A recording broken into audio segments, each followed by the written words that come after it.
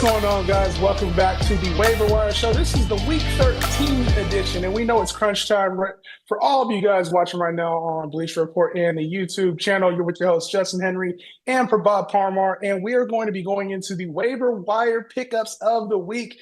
Fantasy playoffs are almost here, P, and this is crunch time for a lot of teams. Sometimes we're used to seeing like huge names become available, but then there's also those underrated players right now that if you pick them up, they could change the outlook, excuse me, of your team. That's a fact, man. I mean, I feel like just to keep it real, the last few weeks we've been dropping some bombs on you guys. Some really big performances from these players we've been dropping on you. So, we got more for you. This last week was pretty exciting. A lot of good players, but we finally seen Shador time really show out, while while real football he played better than he would in fantasy, it's good to see him get a chance, and it's good to have the backing of his coaches finally. Yeah, and you get these younger players right now who have a lot of upside. And, going into waivers, it's going to be very important to pick up players who have that upside. We're going to be talking about a lot of players who do have upside. We do have a full slate as well, which makes things interesting. We have the Thanksgiving games coming up, so make sure you guys get to your pickups before Thursday, right? Thursday is when the games start, and they're super early on Thursday, 3 games. So there's no teams on bye, full slate. So you should have all of your players. But if you need help, this is where we come in. And I'm going to start off with a player, P, who is, I kind of liked him coming out of college, John Mechie. And unfortunately, he had some health stuff that came up with him early on in his career. We never got to see his full potential, but we're starting to see it. And, it's not on the Texans anymore. He was, traded to the Eagles, and now he finds his spot with this Jets team who need receivers, P. Came out the gate last week, 65 yards and a touchdown. And, Garrett Wilson's out, and there's no guarantee that he's going to return. But Tyrod Taylor is now manning the ship, which makes his passing offense a little bit more viable, a lot a bit more viable than it was with Justin Fields. So he's a former second-round pick. Obviously, has bounced around here recently, but he's getting his opportunity. So in coming down the pipeline here, we got Atlanta, we got Miami, Jacksonville, New Orleans, and the New England Patriots to finish out the slate for John Mechie. So it's an up and down kind of, slate that he has. He does have some good matchups there, some tougher matchups. But I think overall this Jets team is going to be playing from behind. I think it's a good pickup. No, I agree with you. Since they made that quarterback change, Tyrod Taylor has really had these pass catchers going a little bit. They do have A.D. Mitchell, and while he gets up to par, John Mechie, that would be the only thing that would really make me, I guess, not jump to John Mechie as fast as others. I still want to see what A.D. Mitchell has to offer. I think he can come out, but I mean, look, John Mechie's comes in. I think he dominated the targets there and made the most of it. He got the touchdown, so he got 25% of the target share there, which is huge, and that kind of bodes well. So I'm right there with you on John Mechie. Yeah, I think he's a good pickup right now, and just somebody you can play a safe like flex option in 12-team leagues. And I think that's part of it too, is if you have one of those riskier players right now and you need a win, sometimes you need 4 plays. And I don't know that he is the guy that will get you 30 points in any given week, but I do think he's going to be a 5 to 6 type catch player throughout the rest of the season if Garrett Wilson doesn't come back, and for as long as Tyrod is the starter, which it looks like, P, that's probably going to be for the foreseeable future. Quarterback play matters, especially when it comes to some of these receivers, and it's bode well for John Mechie. Any other receivers that you have in mind, P, heading into this week? Yeah, so this is a name I dropped a few weeks ago, and maybe it was a little premature, but he's really been showing out as of late. And speaking of quarterback change, the wide receiver I'm talking about is Jaden Higgins, right? Second round pick, big body wide receiver, with the Texans here. So check this out. Since they've made that quarterback change to Davis Mills, CJ Stroud is on the mend, battling concussions. This team has really been on a roll, specifically in the passing game. They're towards the top of the league of pass attempts, and this team really goes just knowing how that offensive line is, knowing that they kind of struggle during the run or attempting to run and dominate in the running game. They've really been lining it up through the air, and Jaden Higgins has really been a big beneficiary of that. Playing opposite Nico Collins, they do got a little bit tougher of a schedule. Coming up next, they got Indy, so Sauce Gardner is probably going to be shadowing and following Nico Collins, but that leaves Jaden Higgins wide open, right? That leaves Jaden Higgins to get a number of the targets. Last week, he got 9 targets, which almost doubled the amount of targets that Nico Collins has. But what specifically impresses me about Jaden Higgins is how often they're looking at him at the goal line, how often they're targeting him in the red zone. He had, I believe it was like 2 or 3 consecutive targets in the red zone when they were on the 5-yard line, which is really impressive. It shows a lot of confidence that they have in this rookie. They're really trying to utilize his 6'4" frame to get the most out of him. Yeah, big body receiver, and he goes really well opposite Nico Collins, as you mentioned. And we do got to see if CJ Stroud comes back. He's still in concussion protocol, which obviously makes things were really bad for CJ Stroud. We want to see him on the mend. But while Davis Mills is manning this thing, he's throwing it a little bit more. It's kind of like when Flacco comes in there. It's just like it might be a little erratic at times, but that ball is going downfield, and he's playing for a job. So I think with Jaden Higgins, the talent's there. You talked about it, P, already. The talent is there, and I think one of the things we're going to see with Higgins is as he starts to emerge here down the stretch, they need him to develop into a consistent player. So I'm with you there on Jaden Higgins, and like you said, even this week with Sauce there on Nico, might be some opportunity here as well to start him as a flex play.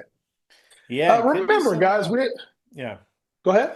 No, I was going to say, what are your thoughts on the quarterback controversy potentially there? Do you think they're holding Stroud out this long for just concussion protocol, or do you think that they're just kind of moving with the hot hand?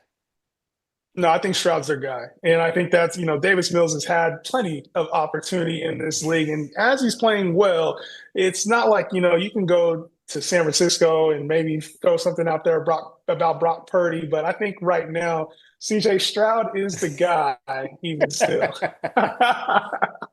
Listen, guys, hey, we have a lot to cover today, and we want to get to your guys' questions as well. So if you're on the Bleacher Report app or if you're on the YouTube channel, make sure you guys drop your questions in while we're here live on the show, and we will help you guys, answer whatever start-sit questions you guys have, trade questions, heading into the fantasy playoffs questions as well.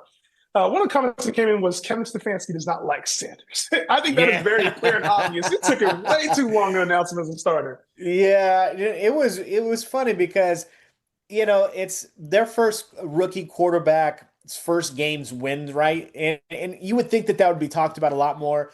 In the locker room, he kind of was just like, yeah, and we got a rookie that got to win. And then and he just went straight on to the next guy. I thought he would show him a little bit more love, but I mean, that'll come in due time. That'll come in time. He's going to earn that, and I think that kid, he's got a promising future.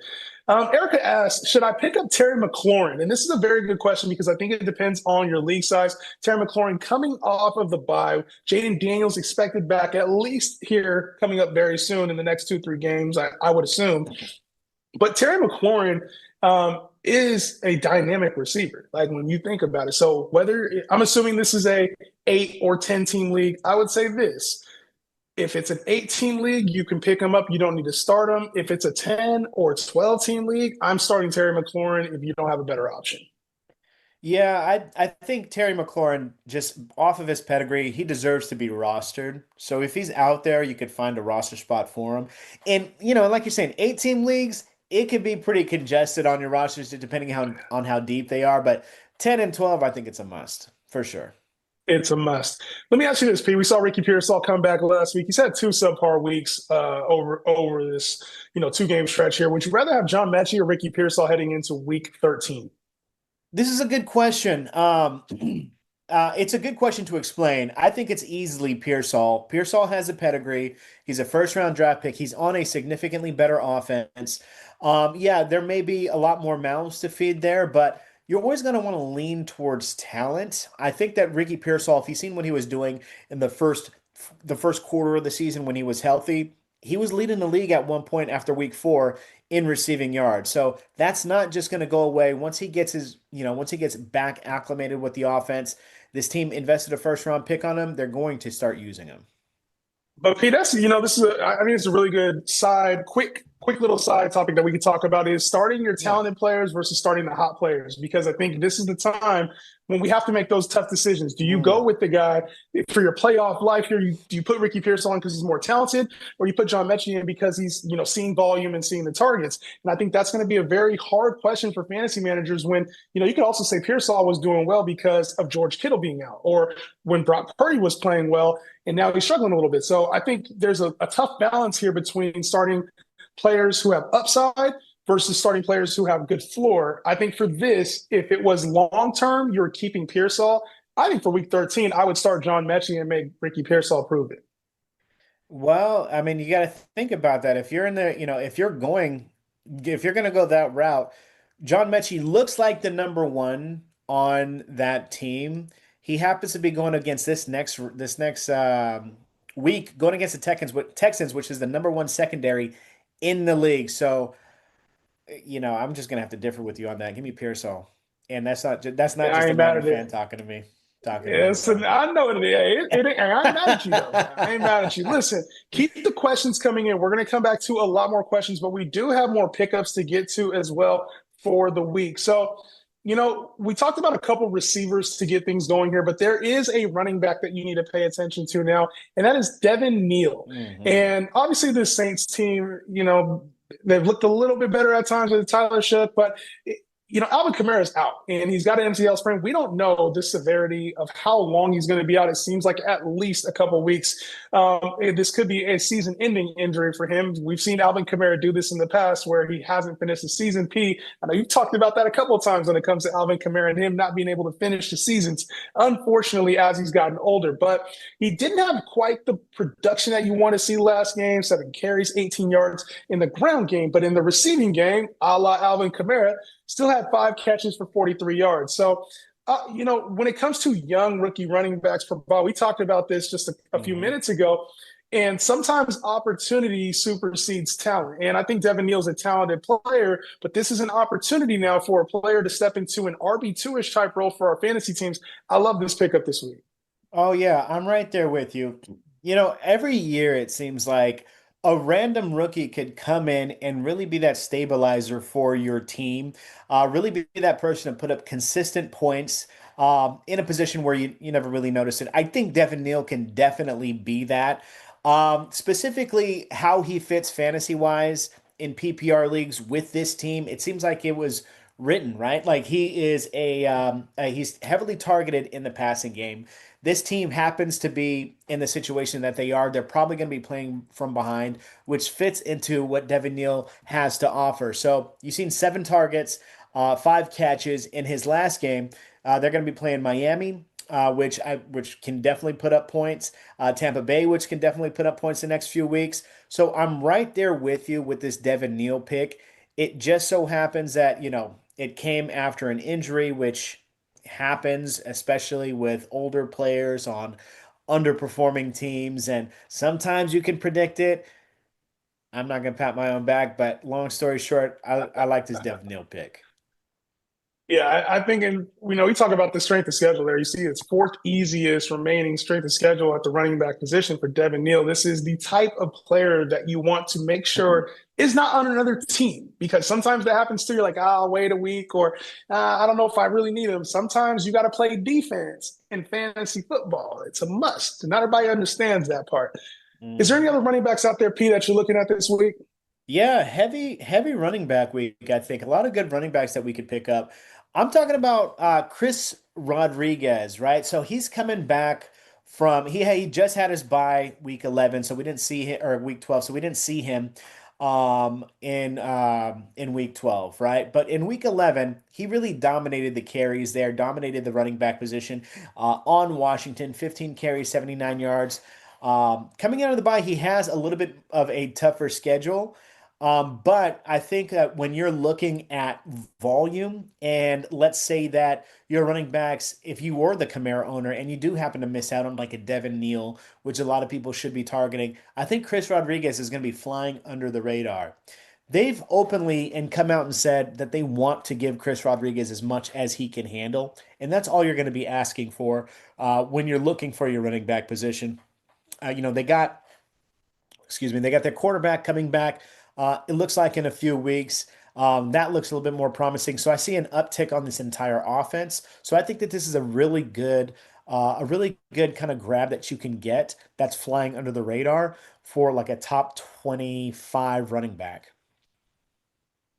Yeah, I talked about Chris Rodriguez on this show a couple weeks ago, and I at the time it probably didn't seem like a good pickup, but this is one of those things in PPR leagues. I think he's more valuable in standard leagues or maybe half point PPR leagues than in PPR. He doesn't catch the rock a ton, and this team doesn't really throw the football to their running backs because they got Deebo Samuel. So I think when it comes to Chris Rodriguez, I like him, but even the one thing about him is that they kind of use him in a like first half role, and it seems like his workload starts to diminish a little bit in the second half.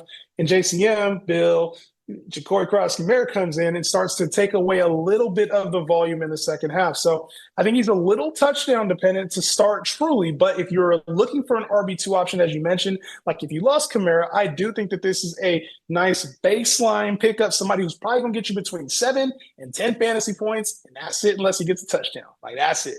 So Nice floor pad. I ain't Nice too floor mad pad. at I ain't too mad at the pick. I ain't too mad at the pick. But listen, guys, hey, we're talking about it. Hopefully, you guys were able to ask us some more questions here in the chat. Let's get to them. P, what about AD Mitchell, man? I know you've been kind of talking him up all year. And somebody came in and said he's not smart. He has talent, but always did things to lose favor in Indy. Now, would you Yeah. say that AD Mitchell is still a priority pickup for you, or do you think he could suffer the same thing with the Jets and just kind of be, a little immature still?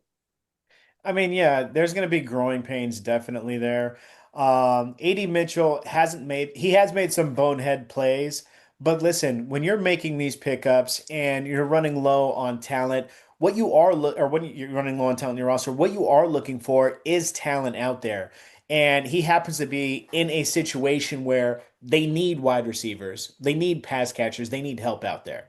His first game, he definitely got 7 targets, didn't really make the most of it. Second game, we seen Mechie shine a little bit.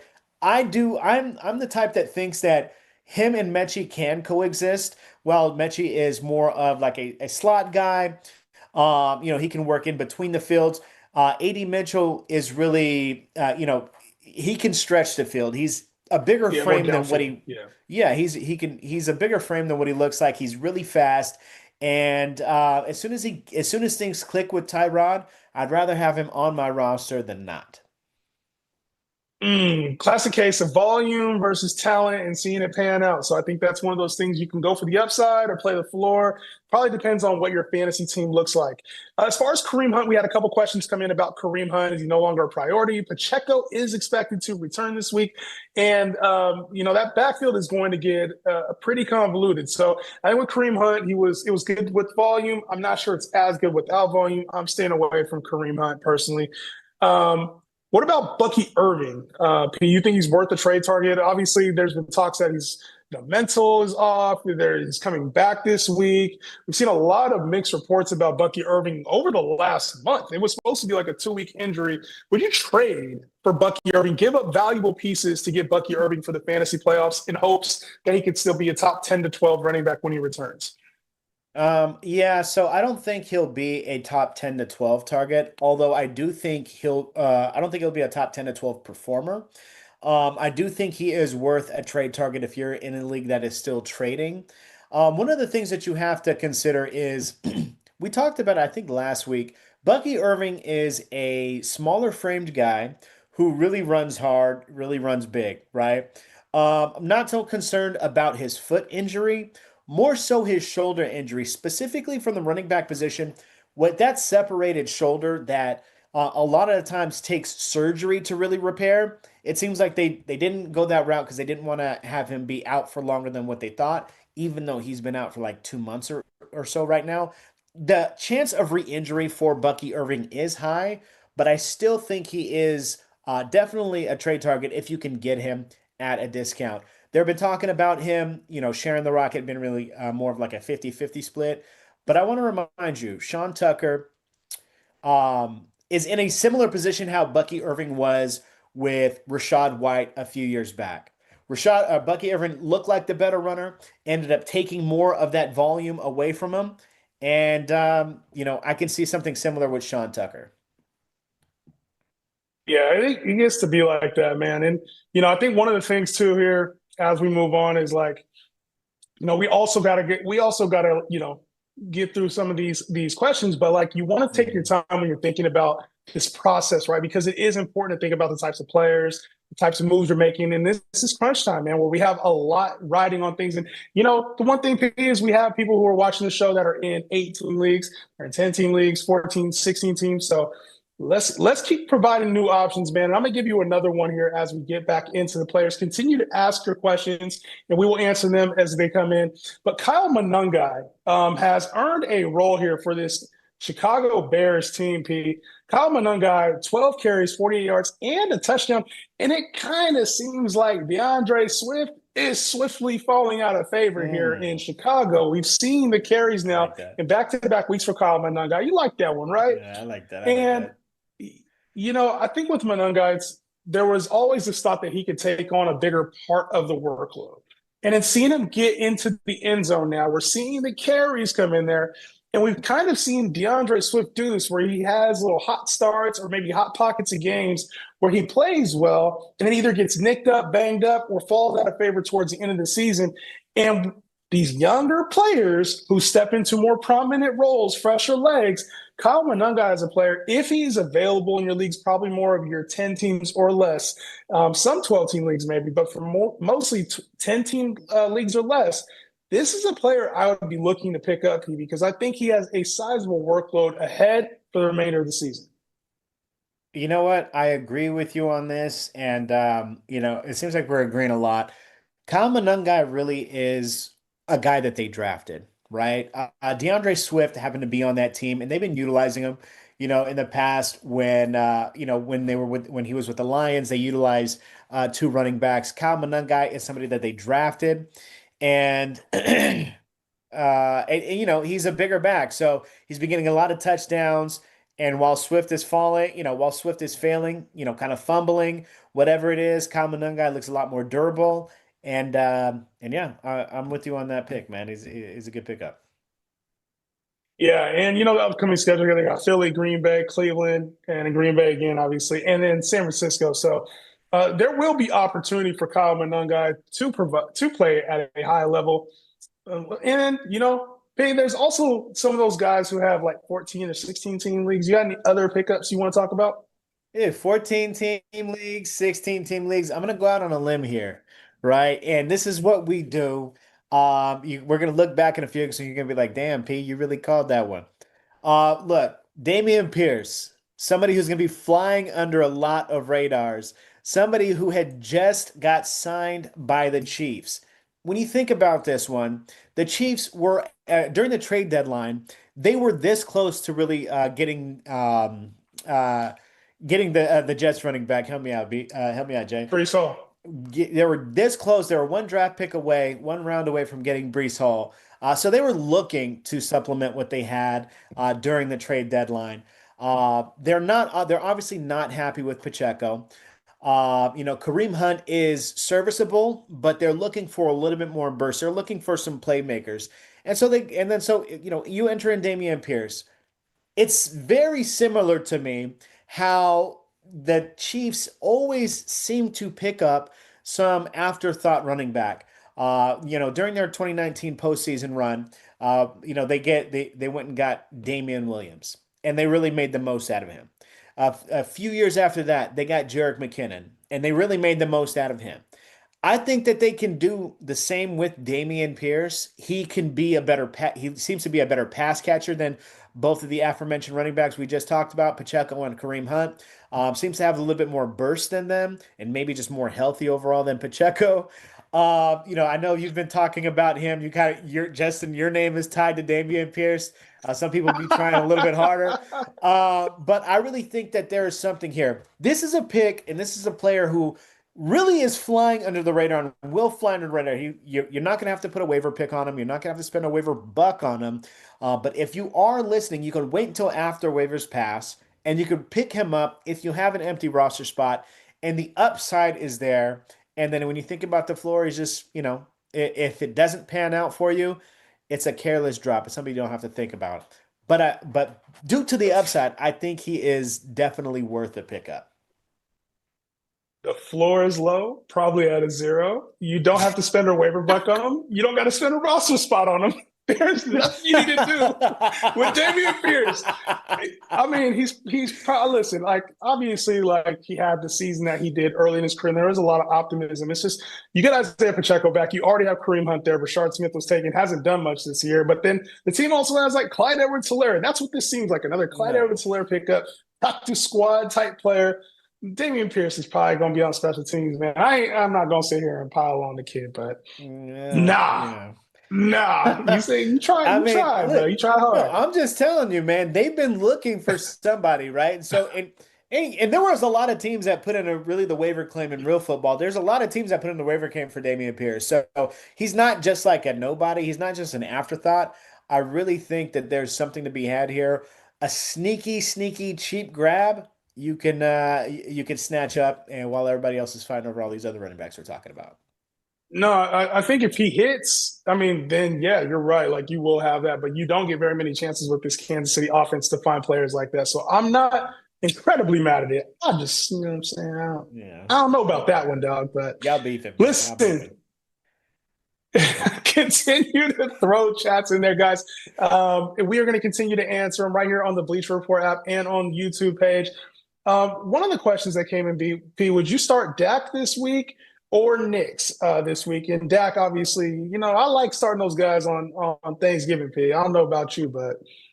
Yeah, no, I'm starting Dak. Look, Bo Nix is always one of those players where it's like, damn, the first 3 quarters, oh, he sucks. And it seems like the fourth quarter, he really turns it up. You just cannot stop. Like, you can't. Dak is hot right now. The Cowboys passing game is hot right now. You know, the Pickens pickup that they did this offseason is really paying dividends. It's hard for other teams to kind of game plan against them. Both can play inside and outside. You have to go with Dak right now. Yeah, I'm with you on Dak there. Would you start Nico or Debo this week, which is a crazy question to ask. It was like Nico Collins at some point. You know, we need more out of him. I think I would go Nico still over Debo. It hasn't worked in our favor more times than not, especially with Terry McLaurin coming back. Considering Neal was behind, Nico. Considering Neal was behind Miller, and given how weak the Saints' offense is Neal truly worth picking up? P? What do you think? 100%. When you think about this team, yes, it's a bad Saints offense. It's a bad Saints team. They're going to be playing from behind. That equals, especially in PPR leagues, at least 4, 5, 6 targets for Neal. So yeah, he's worth picking up. Yeah, and the thing is, you need upside at the running back position, especially this year. So go ahead and pick him up. Worst case scenario, like we talked about with Dameon Pierce, if the floor is just too low, drop him next week. It's not the end of the world. Should I pick up Jaden Daniels? You absolutely should pick up Jaden Daniels if he's available. Even if it's, special. One thing I'll say is if you don't have an IR spot and you're not going to make the playoffs or fighting for a playoff spot, it's not imperative.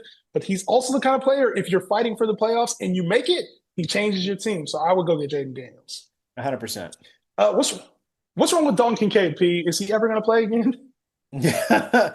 Kincaid will play. There's better tight ends out there, but Kincaid will play. Yeah, I think he'll get back too. It's tough to hold on to him right now. Would you start Nico or Debo? We answered that one. And would y'all drop Dobbs for Mechie or Higgins? Jaden Higgins or Mechie? Would you rather have Dobbs, Mechie, Higgins? Pick one. Give me Higgins. You got the draft stock. You got a big bite. He's getting all he can eat as a wide receiver 2 there. Yeah, get rid of the touchdown dependent in Dobbs. Just give me John Mechie for the floor. Calvin Austin, Luther Burden, or Ramondre Stevenson? Which one? And that's got a big LOL out of that one.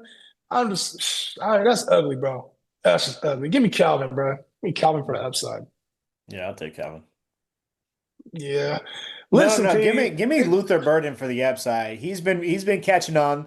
He's a early round pick for them. Give me Luther Burden actually. Luther Burden, I ain't mad at that. There are a lot of mouths to feed in that Chicago offense. But listen, guys, there are a lot of players you can pick up this week, especially week 13. We have a full slate of games, so you can use your bench a little bit more strategically, either as defense or if you're looking for a little bit more upside. We went over the players. We talked about John Mechie, Jaden Higgins, Devin Neal, Chris Rodriguez.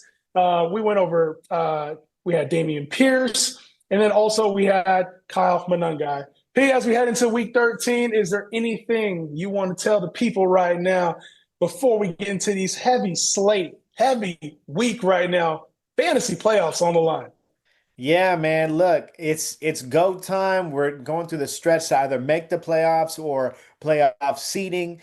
If there is somebody on your roster who you've just been holding on and holding out hope for, it could be time to cut them loose, man. Don't be afraid to cut the fat, trim the fat, and pick up hot players. Pick up players who are performing hot, because if you got somebody with a name who's not performing, that person is still going to have that name and still not be performing on your team. That's not what you want. Treat your roster like a brisket. Trim that fat, baby. Trim And it, baby. listen, hey, nothing matters but the win.